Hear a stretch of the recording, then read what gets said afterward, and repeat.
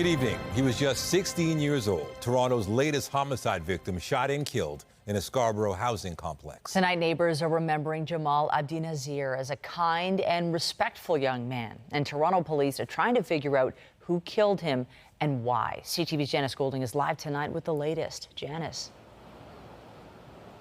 Hi, Michelle. Residents in this housing complex near Warden, south of St. Clair, are expressing upset tonight after a Toronto teen was shot to death in a home right behind us here. A heavy police presence today at a Scarborough housing complex. Just 2 gunshots. Boom, boom. I just heard shouting, some cars going by really fast. Area residents dealing with the aftermath of a shooting that claimed the life of a neighborhood teen. Oh, my son's bedroom is right here, so I took him to my room and I sat on the bedroom floor with him in my room, which is in the back, and just waited. Why the floor? Just because just to keep him away from the windows. Many, like Irene, didn't go outside to see what happened, too afraid about being caught in the crossfire. It was about 6-7 months ago. I drive by, there's a young kid hiding in my thing here. We're away from the gunshots. And if you look at my window, in the corner, there's a bullet hole right there. I think it's sad and very disgusting. It's just getting back to the way it was 20 years ago. What was it like 20 years ago? Shootings, stabbings, all the time. Police say they were called just after 1 a.m. about a shooting inside a residence.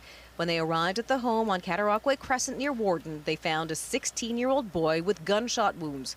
Jamal Abdinazir was rushed to hospital with life-threatening injuries, but would be pronounced deceased at hospital. He's a very good kid. He doesn't get in problem. He's always at my friend's house. He go to school every day. It is sad. He's a very nice kid. Always helped me with my groceries. Very polite, very respectful. Yeah, it's very sad. Neighbors who knew the teen say his shooting death has come as a complete shock. When I heard the news this morning, I thought it was like somebody's trying to trick me. This doesn't feel real because I just saw him on Saturday. However, longtime residents say this gunfire is nothing new to the area. Always gunshots around here. There's always gunshots around here? Always. By something we used to. We used to it around here. Still, word that a teenager with his whole life ahead of him was killed in their midst. Still very upsetting news. What can I say? It's horrible. Police say a single suspect fled the scene, but they have not yet released a description. Now, administrators of the boys' French immersion school tell us that the boy was in grade 9. However, they did not tell the student body because they only learned the news very late in the day. That being said, the flags have been lowered to half-mast. Anyone with any information is asked to contact Toronto Police. Reporting live, I'm Janice Golding. Now back to Nathan. Thank you, Janice. Just ahead, Peel Regional Police announced arrests in a crackdown on auto thefts. With hundreds of vehicles recovered and dozens of people charged, more than half of them already out on bail. To the latest on the encampment protest on the campus of the University of Toronto. A deadline set by the university has passed, and tonight the protesters remain. The school says it will seek a court order tomorrow, but for now, discussions between the two sides continue. CTV Sean Leathong is live on campus tonight with the latest. Sean. Well, Nathan and Michelle, the two sides have been meeting for about the last half an hour, and usually these meetings go on for about 2 hours, where they have been negotiating. But as you said, the encampment does remain despite the fact that the deadline has passed, and it appears the university is taking other measures as well.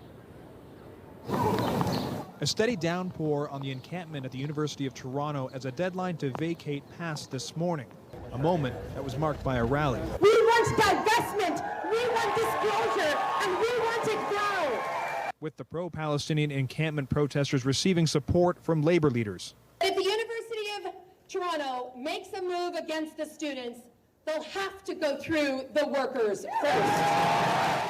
The university confirming they're seeking an injunction in Ontario Superior Court, expected to be heard tomorrow morning and could take a couple of days. The injunction application saying any and all persons having knowledge of the order shall no later than 24 hours after the issuance of an order remove any and all structures, tents, encampments, and items of personal property placed or created or imposed by them at King's College Circle, vacate front campus and King's College Circle at the University of Toronto, and an order authorizing the Toronto Police Service, the Ontario Provincial Police, and any other police authority to arrest and remove persons, objects, and structures who violate the terms of the order. The trespass notice remains. UFT has been adamant that they want us off of their grass, and that hasn't changed since. And as talks between the university and protesters continue, Sarah Rasick says negotiations are moving forward. Well, there is movement, but we are not close to a resolution. UFT continues to propose committees, but we want commitments. The university presented an offer to protesters last Thursday outlining a process for meeting some of their demands. It's a notice of trespass. On Friday, special constables from UFT presented the protesters with a note of trespass and a deadline for this morning after the university's offer was rejected.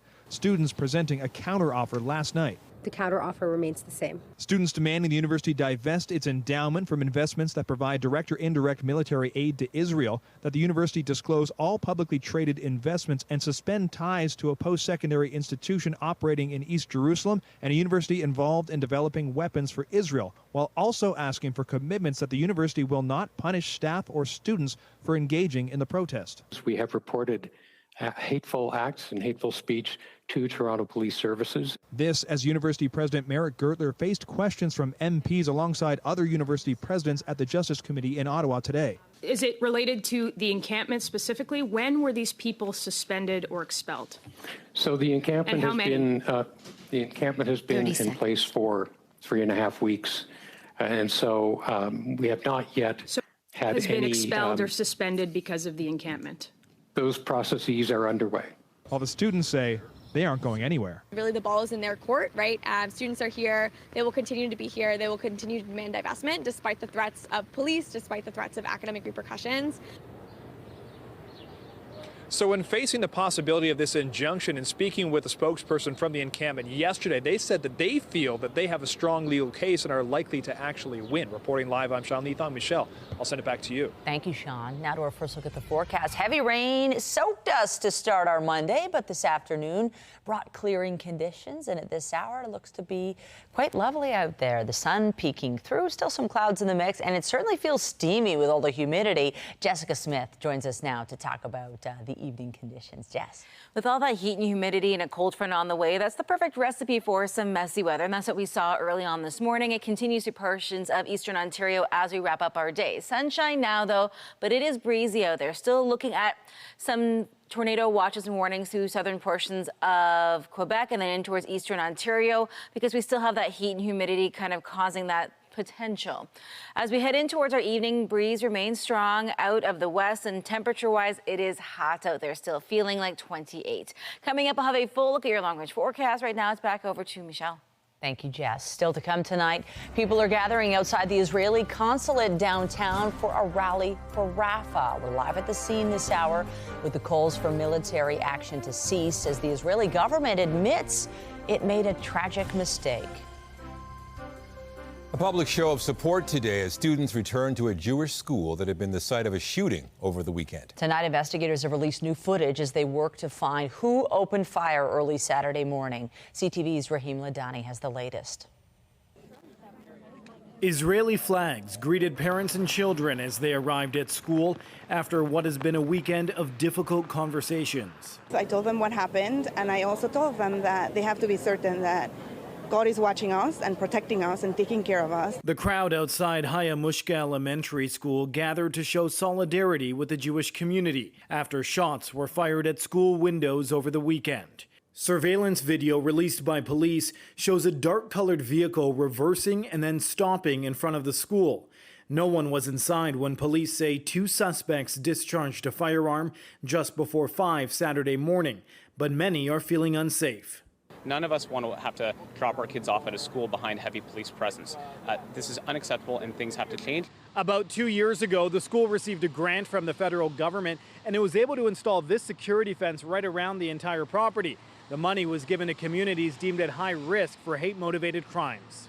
The school principal and rabbi saw the entire surveillance video of the incident. They came up to the fence and fired shots, and they had people waiting for them in the car, and then they drove off. They only had to stand behind the fence, and they weren't able to get onto the property. Toronto's police chief, mayor, and councillors were all on hand to show their support for the girls' school. Investigators say it is too soon to know if this was a hate crime, However, politicians have been quick to call it anti-Semitic. It's a despicable anti-Semitic act. It was a disgusting attempt to intimidate the community, to fill people with fear. You should be able to go about your daily routine in peace and security without harassment or intimidation. Police have now stepped up their presence at the school and other neighborhoods. Rahim Ladani, CTV News. She was just doing her homework when the bullets started flying. The 13-year-old sister of a man killed in the attack on a family's Mississauga Chickenland restaurant took the stand to describe the terrifying moments as they came under fire. As John Woodward reports, the jury is hearing more about the connection between that attack and a nearby warehouse business, which the Crown says was funding terrorism. Welcome to Trial Link. Well, come on in. Let me show you what's going on here. That's Nakash Abbasi showing off his Mississauga warehouse operation in videos played to a Brampton courtroom. We import these products from overseas. We fulfill them here for your online store. And guess what? The dollars come to your pocket. The people in the videos, one of them, alleged shooter Anand Nath, say they were an e-commerce operation fulfilling Amazon orders for online stores. And just like that, you sit at home and you make money.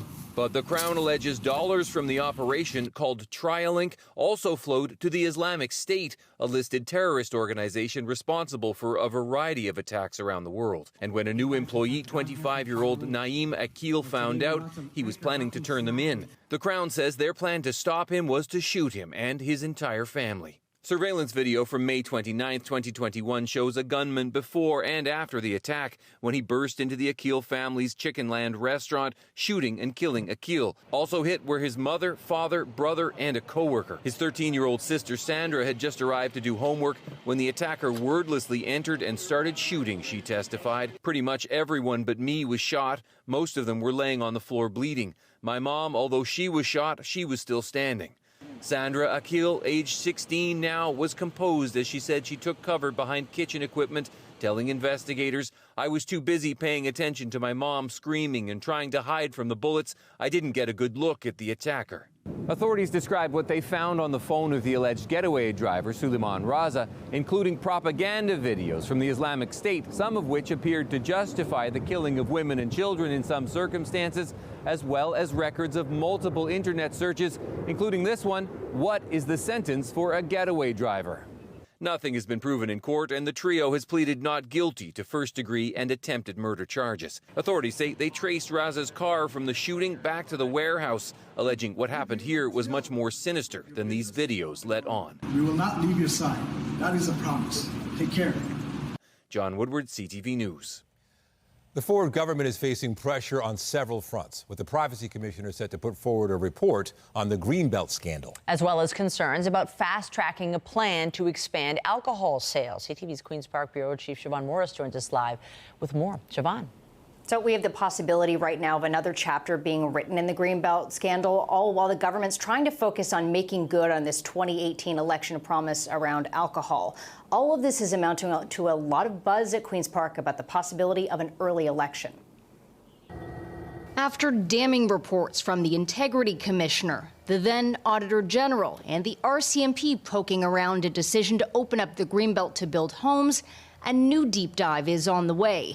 This one from Ontario's Information and Privacy Commissioner. She's been juggling 19 requests that amount to allegations that political staffers in the government regularly deleted emails related to the Greenbelt and that they used their personal accounts in an apparent attempt to cover their tracks. Something the Premier condemned. They should be using government-issued emails, as simple as that, and we'll make sure we enforce that. We will. The Premier made the comments Friday, announcing an accelerated timeline for putting booze in convenience stores. The speed up will take hundreds of millions of taxpayer dollars, something opposition leaders are hammering Doug Ford on. No one is asking for more access to alcohol sales. What they're asking for is access to health care, access to better education. Ford brushed off the attacks and made a prediction. All these members here, every single person, will be going into their retail store, they'll be going in their convenience store to buy their wine, to buy their beer. Making good on the booze promise more than a year early has ignited rumors the Ford government won't wait until the next scheduled election in June 2026 to ask Ontarians for a new mandate. We are gearing up, as everyone is. Obviously, signs are pointing to that direction. The PC's possibly looking to capitalize on the Liberal leader still trying to find her footing. The Premier non-committal on sticking to 2026. Well, we're committed to getting our agenda through. The NDP leader says if the election call is made early, I think the people of this province would see it for what it is, which is an attempt to divert and hide from what's coming with the RCMP criminal investigation. But I say also, bring it on. Most recent polling has the NDP slightly behind the Liberals, but Progressive Conservatives, they're way out in front. Reporting live from Queen's Park, I'm Siobhan Morris. Nathan, back to you. All right, thank you, Siobhan. The province is introducing legislation aimed at strengthening protections for homeowners and buyers. The Ford government says the Homeowner Protection Act would implement a 10-day cooling-off period for the purchase of new homes. It would allow buyers to cancel agreements without any penalties. The province says it will give buyers time to fully understand their commitments and back out if they choose. The legislation would also see consultations held on finding ways to crack down on illegal home building and selling. More than $33 million worth of stolen vehicles have been recovered in a major auto theft investigation by Peel Police. 16 people have been arrested in what investigators are calling a highly orchestrated criminal operation. CTV's Heather Wright has the details. These are just two of the 369 vehicles recovered by police in Operation Odyssey, an investigation into a car theft ring spanning from Ontario to Montreal and the Middle East. Since October of 2023, we have been investigating hundreds of stolen autos that have been destined for foreign markets. Police have arrested 16 people with warrants issued for the arrests of 10 others. They say the organized crime group was stealing cars in southern Ontario and using a transportation company as a hub to ship the stolen vehicles to the Port of Montreal and onto Oman and the United Arab Emirates. They found 37 containers worth of cars at the Port of Montreal, valued at more than $33 million. Based on the evidence, we believe the trucking company owners, workers, and operators were fully aware and complicit in the shipping of these stolen vehicles. Of the 26 people arrested or who have warrants issued in this case, 14 were out on bail, all with previous car theft charges. But in cases involving property theft, defense attorney Daniel Lerner says people are almost always granted bail. People are presumed innocent. All we have right now is somebody saying this person committed a crime, and nothing's being tested. The Insurance Bureau of Canada has called car thefts a national crisis. The agency says 105,000 vehicles were stolen across the country in 2022, resulting in $1.2 billion in insurance claims. Ottawa has given the provinces millions of dollars to address the surge in car thefts and violent carjackings. But police say it is frustrating to arrest the same people over and over. It does get frustrating, but we have a job to do. Police are still looking for those 10 outstanding suspects, but of the 16 who were charged and arrested, they have all been granted bail and have since been released. Heather Wright, CTV News, Toronto. In BC, residents of Fort Nelson are now returning home more than 2 weeks after being forced out by wildfires.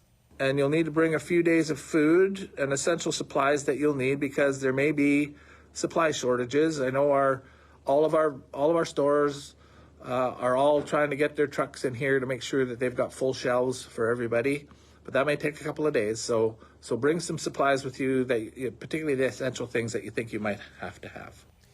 The evacuation order was lifted at 8 o'clock this morning. About 4,700 people were told to leave on May 10th when winds pushed the Parker Lake blaze within a few kilometers of the town. 4 homes were destroyed. 6 other properties in the area were damaged. Now the community is considered safe to re-enter, but there are still active fires in the area. An evacuation alert is now in place, requiring people to be ready to leave on short notice. Residents of the Fort Nelson First Nation are also being allowed back in starting today. There are renewed calls for an end to Israel's offensive in Rafah following the deaths of 45 people in a tent camp.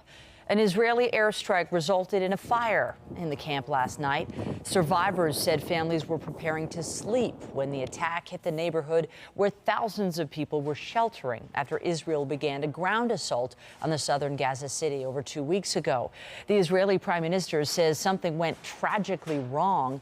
French President Emmanuel Macron said he was outraged over Israel's latest attacks. Canada's Foreign Affairs Minister says she was horrified. Even in times of wars, there are rules.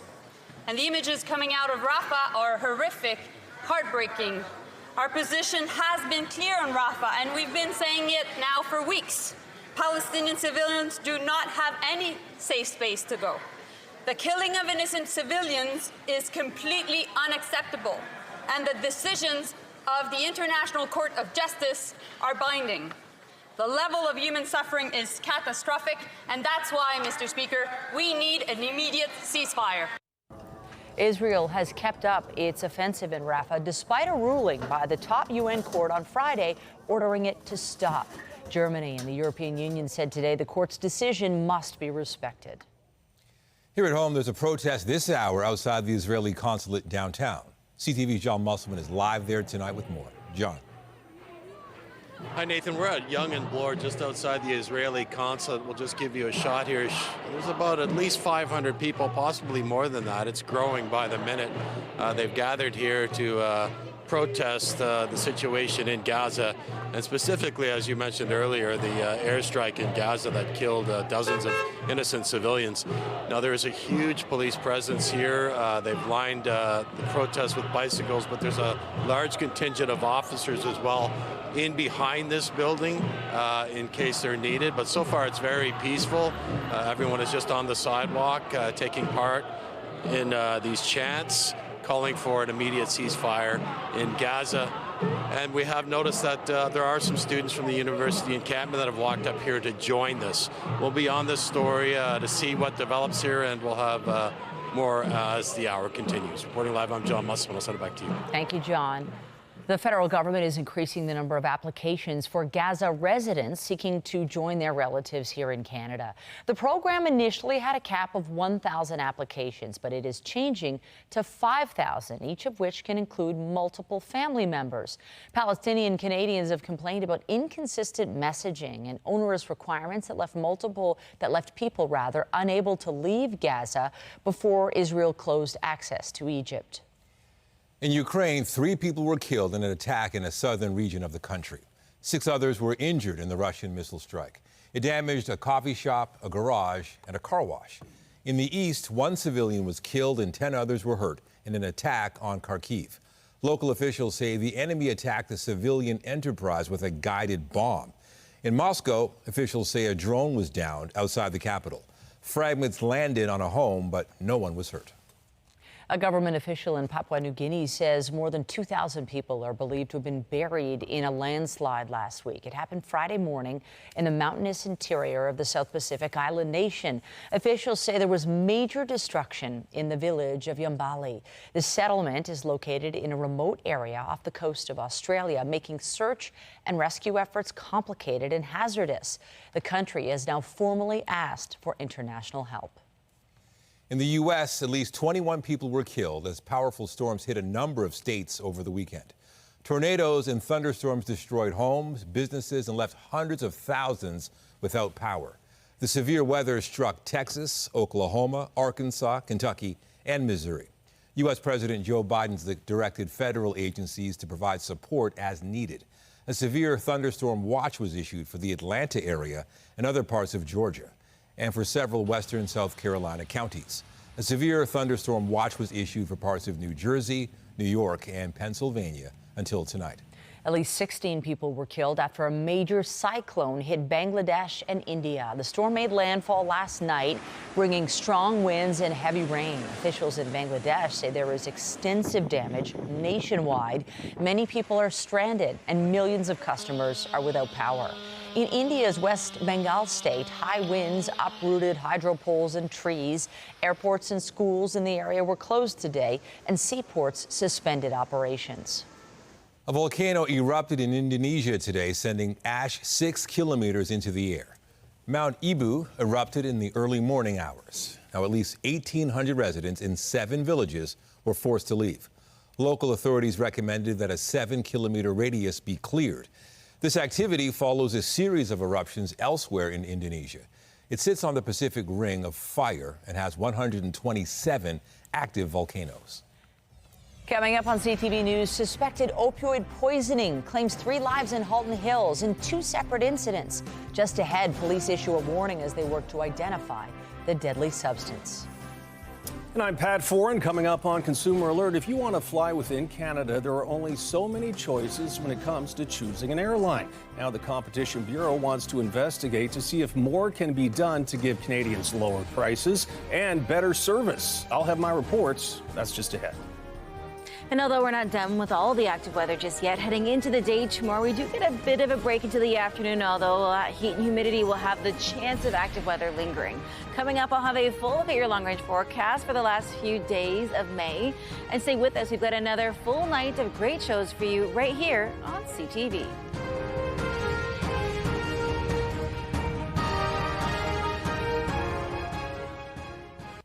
Following a rise in complaints, the Competition Bureau has launched an investigation into Canada's airline industry. There's a concern a lack of competition is keeping fare prices high and giving travelers fewer options when booking a flight. Here's Pat Foran and Consumer Alert. Pat. Thanks, Nathan and Michelle. Air Canada and WestJet control about 90% of all flights in Canada. Over the years, other airlines have come and gone, but many are unable to stay in business. The Bureau says more competition could lead to lower prices and better service. When most Canadians need to book a domestic flight, they have to fly with Air Canada or WestJet, although Porter has been expanding its fleet and adding destinations. With limited choices, Canada's Competition Bureau has announced a study to see if more can be done to bring new players to the market. One of the benefits of competition is to bring downward pressure on price, and that is certainly important for consumers. Lynx Airlines did create competition before it went bankrupt this year, joining Swoop and a long list of other discount airlines that have tried and failed to operate in Canada. With fewer airlines to choose from, there's been an increase in complaints about lost luggage, flight delays, and customer service. When you try to call a call center, whether it's WestJet or Air Canada, what do you get? You get the automated voice and you get chatbots. And if you want to talk to somebody, good luck. A recent J.D. Power survey on airline satisfaction found that Air Canada and WestJet ranked well below average in premium economy and basic economy when compared to other North American airlines. As satisfaction goes down, complaints go up. There has been an uptick in consumer complaints over the last couple of years, and part of it is certainly driven by a lack of options for consumers. Without more competition, Canadians could be stuck with subpar customer service. Air Canada's and WestJet have basically said that mediocre performance is acceptable by the Canadian consumer. And so on-time performance, not a big deal. Delays, cancellations. The Bureau says more competition will mean lower prices, better services, and improved productivity. It's calling for public feedback. You can submit your comments regarding the airline industry to the Bureau until June 17th. And it's a lot cheaper to fly within the United States or Europe, but Canada's airline industry does face disadvantages. We have a very large country with a relatively small population, which makes it harder for some airlines to operate. On your side, I'm Pat Foran. If you have a consumer story idea, email us at alert@ctv.ca. As they say, if you don't like the weather, just wait 5 minutes. Remember how nice it was just a few minutes ago? Off the and then top before of the that? show. Yeah, now what's going on? I don't know. The sky looks angry. I'm expecting to see lightning hit the CN Tower behind us. Is there potential there? The possibility is there because we have the right amount of heat, we have the right amount of cooler air above, and then we're just looking at that changeable wind direction. So we have the potential. The bulk of the really heavy stuff is past us now, but we're not done with the likelihood of maybe a pop-up shower tonight and into the day tomorrow. The good news is as we get through our Tuesday into Wednesday, the sunshine returns. We just have to get there first. Weather is brought to you by Train, the most reliable heating and cooling brand. It's hard to stop a train. Some pretty ominous looking clouds out there, though, as we kind of step in towards that second half of our day. Still dealing with a decent amount of heat and humidity as well. Not nearly as much as we've seen over the last few days, but for now, it's comfortable. We're sitting at 23. It feels like 26. We're mild really right across the province, but the humidex value is significantly higher further south as opposed to areas through central and northern Ontario. Tonight, pretty close to seasonal. Again, that chance of active weather is going to linger as we head through the overnight, but the heavier stuff really is out towards eastern Ontario, and that continues as we head throughout the rest of our day. Getting into the day tomorrow, we dip below seasonal for the first time in almost about 2 weeks. We've had this kind of early surge of summer type weather, but as we head into the day tomorrow, everybody cools down just a little bit. The bulk of the lows will continue to push their way out from this first round of rain, but there is kind of a trough extending off of the last one, another cold front swinging through, and that's what brings the chance of active weather to round out our day today and into the early morning hours tomorrow. We're not looking at much in the way of heavy rain, but we do have those ominous dark clouds as we head through the evening, but we watch for another round of showers to kind of break their way through as we head into the start of the day tomorrow. By no means a wash, not as heavy as what we had this morning, but still something to keep in mind. Give yourself that extra time. As we head into our afternoon, we start to see the rain push out. The cloud cover, not so much, but as we head in towards the early evening, we'll start to see the high pressure system kind of move its way back in. It clears things out just in time for Wednesday. And then as we head throughout the rest of the week, the last few days of May, things really do change quite significantly. As we head in towards our Wednesday, Thursday, Friday, we are a little cooler, below seasonal through Wednesday and Thursday. Those overnight lows into that kind of single-digit range. We should be around 11 or 12 degrees. But as we kind of step in towards Friday, we wrap up the month of May, things start to rebound really quite nicely. And as we head in towards the weekend, it is beautiful. We start off the month of June, the meteorological start of the summer season. 24 for the high, 12 for the low, a decent amount of sunshine out there. And that's really how we step into the first few days of June in a beautiful way. Nathan. All right. Thank you, Jess. Also tonight, tick season starts early.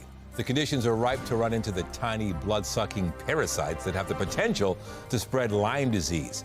How best to enjoy the outdoors and stay protected.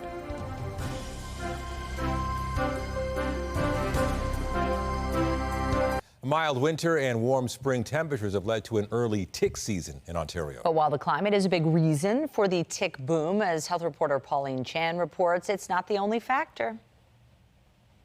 In Toronto, Public Health no longer does spring tick dragging in Rouge Valley, High Park, and other areas because ticks are already so well established in those areas. I can't really comment on if we've hit the peak yet, because that peak is usually around early June. Public Health Ontario works with eTick Canada, a tick reporting website created by Jade Savage and local public health authorities to monitor tick activity.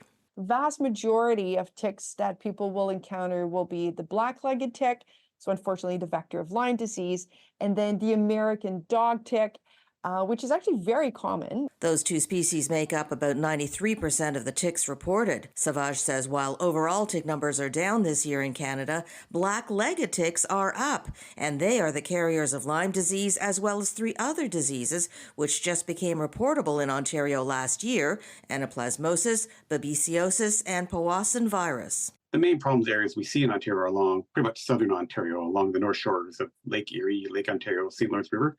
However, we do have pockets up in the northwestern region as well. Toronto Public Health says the public should assume that black-legged ticks may be present anywhere in Toronto when visiting suitable habitats, such as wooded or bushy areas with lots of leaves on the ground or where there are tall grasses. It will be doing its annual tick dragging this fall. And as tick sightings have steadily risen, so have cases of Lyme disease. We seem to see a steady increase. There can be fluctuations year to year. And it's not just warmer weather that causes the growth in tick population. Savage says the host population is equally important. We're not the favorite host of any tick species. We're just sort of an accident for them. It really likes small rodents, some birds, and the small rodents are the reservoir for the bacteria that causes Lyme disease. That's why we say personal protection is huge. Health officials say wearing long-sleeved, light-colored clothing to better spot crawling ticks, as well as using bug repellents and checking for ticks when you come indoors, can help prevent tick bites. And eTick Canada has recently helped create a new tick prevention website called Tick Tool. In-depth information on how to protect your children, your pets. The information is specific to Canada. Pauline Chan, CTV News. A warning from Halton police tonight after 3 people died in 2 separate suspected opioid poisoning incidents over the past several days. Investigators say it happened in the town of Halton Hills, and it's believed to have been the result of inhalation. CTV's Beth McDonnell has more. 3 people dying from suspected opioid overdoses in Halton Hills within 2 days is prompting police to speak up. It's heartbreaking when you see things like this happen. Officers say on Friday they received a call about the deaths of a man and a woman. Then on Saturday they responded to the death of another man. All are believed to have inhaled a drug still to be identified. Police are warning anyone who used drugs or may come across someone in distress. When you see deaths tragic like that occur so close together, we want to try and make sure that we do get a safety message out to the public to ensure that they're remaining vigilant. Authorities aren't saying where the suspected overdoses took place. Overdosing becomes really easy. Monty Montgomery works with people recovering from opioid addictions. He says as the supply has become more toxic, people can't rely on a drug's strength or what they're used to. Powerful fentanyl, the main culprit. A lot of the individuals we're working with were exposed to opioids as a painkiller. And prescribed by their doctors. This was years ago, and a lot of the OxyContin supplies obviously no longer available, but they've had to turn to these drugs. So it's really a lot of times it's about manage people back to the lives they used to live. Montgomery says Halton region is growing and funding for services haven't kept up. While the latest data shows suspected drug deaths are down in Ontario, they're still up close to 20% compared to 4 years ago. Between February and April this year, close to 900 people died. In Halton Hills, the office of the chief coroner and police are looking into the drug behind the recent deaths. Our investigators are going to look at the possibility of where these drugs may have come from. So we want to make sure that we can follow up and try and locate the source to get these drugs off the street. To save lives before it's too late. Beth McDonnell, CTV News. Also tonight, tapping into artificial intelligence to ease Toronto's traffic woes. The new tech being explored to control congestion.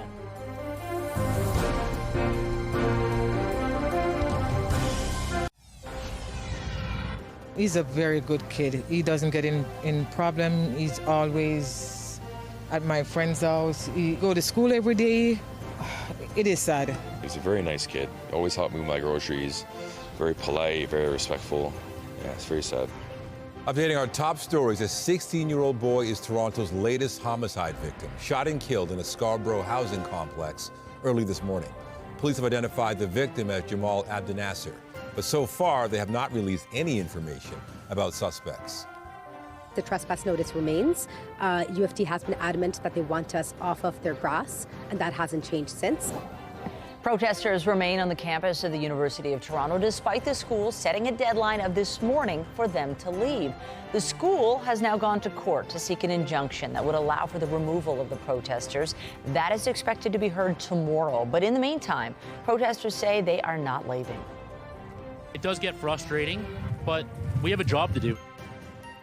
And Peel police have announced the results of a crackdown on auto thefts. More than half of the people wanted or arrested in Project Odyssey were already out on bail for similar charges. More than 350 vehicles were recovered. Remember to keep up to date day and night through our website, ctvnewstoronto.ca, and by downloading the CTV News app. And if you have a news tip, photos, or video of breaking news, let us know.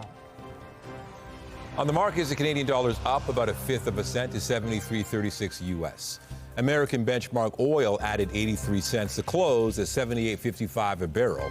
And the TSX Composite Index gained 52 points to end the day at 22,373. The Business Report is brought to you by Canadian Western Bank, the bank built for business.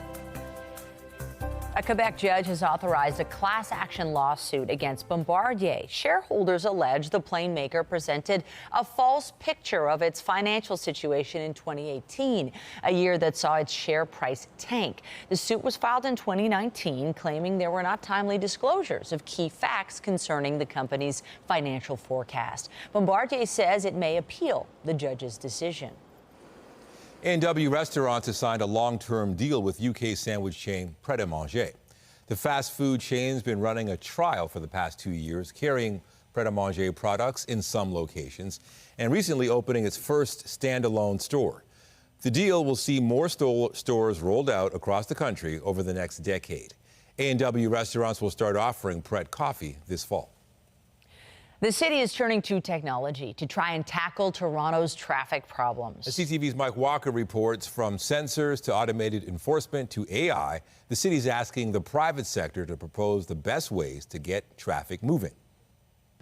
In an attempt to address Toronto's traffic woes and East Gridlock, the city is looking at innovative technology, including AI. We really have to keep looking at new and more innovative solutions and technologies to help us better manage traffic. The city partnering with the Ontario Vehicle Innovation Network to launch a pilot program that will provide eligible small and medium-sized tech companies up to $100,000 to test their devices. This opens up the opportunity for innovative companies to bring new solutions that we don't know about yet. Eager to see this technology in action, to see how it can help us solve the problems like blocking the box, because that holds up traffic and makes our road less safe. The provincial and federal governments providing funding to OVIN for the initiative. The major telecom companies Bell, Rogers, and TELUS also contributing to the congestion management plan and have recently installed devices at some of the busiest intersections, including new traffic cameras that can see multiple signals at once. Is to essentially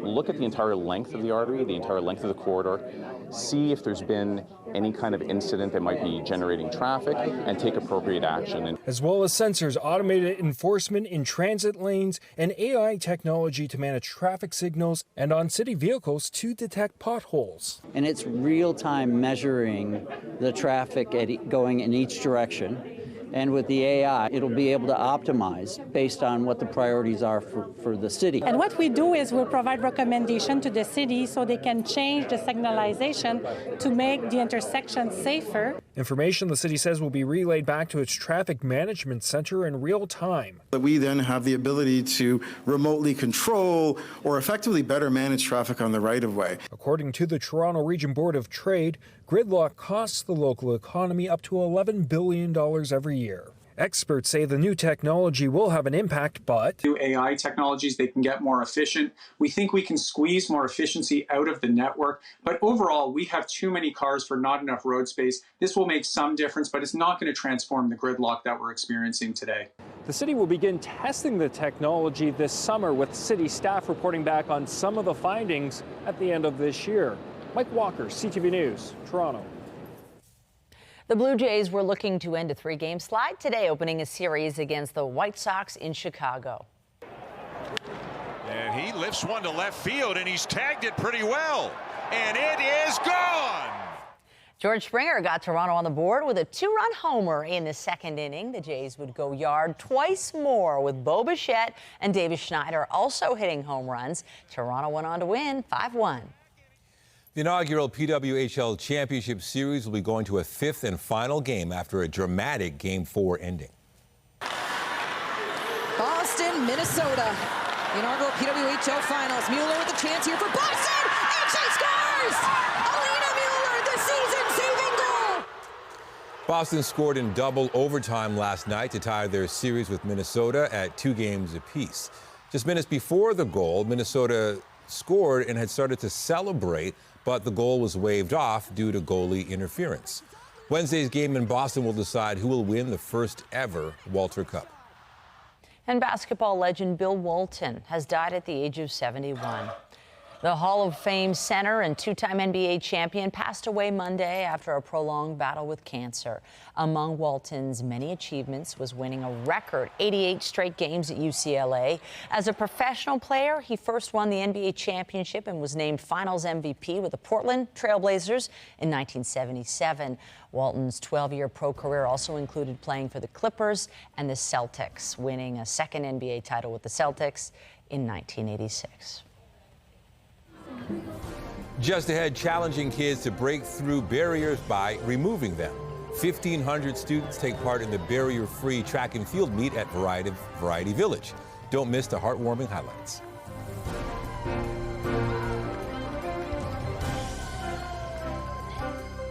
It's an annual event that draws hundreds of Toronto students to showcase the best of their abilities.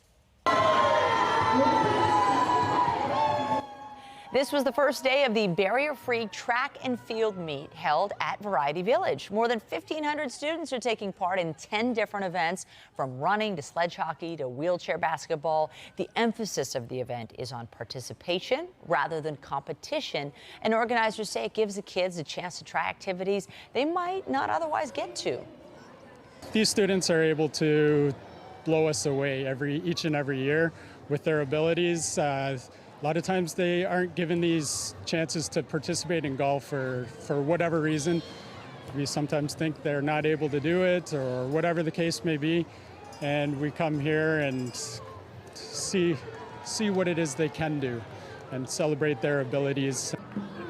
The event is held over 4 days. When it first started about 20 years ago, there were only 2 schools taking part. This year, there are more than 100, and their smiles say it all. Looks like a blast. Great to see. So if there's any sports tonight, what can you expect outdoors? We're, for the most part, clear of the really heavy rain. A pop-up shower not out of the question, but as we head into the day tomorrow, another round of rain in the morning before we look at a mostly cloudy day. But temperature-wise, after that cold front with the rain tomorrow pushes through, we are going to notice a little bit of a cool down, dipping below seasonal for the first time in a while. Still watching for spotty showers, heavier areas through Uxbridge, Peterborough, and up towards Barrie. Keep that in mind if you're traveling anywhere this evening. The wind's a little calmer right now, but those gusts still closer to 50 kilometers an hour here in the city. Temperature-wise, right around southern Ontario, it's not terrible. We're still feeling like 26. We are going to cool down a little bit as we head into the end of the week, but by the time we reach the meteorological start of summer on Saturday, it's going to be fantastic. Thank you, Jess. That's it for us, but be sure to join Omar Sachedina tonight at 11 for CTV National News, followed by Zoraida Alman with our next local newscast at 11:30. In the meantime, our coverage continues anytime on CP24 and online at ctvnewstoronto.ca. For Jessica Smith and the whole team here at CTV News, thank you for watching and have a great night.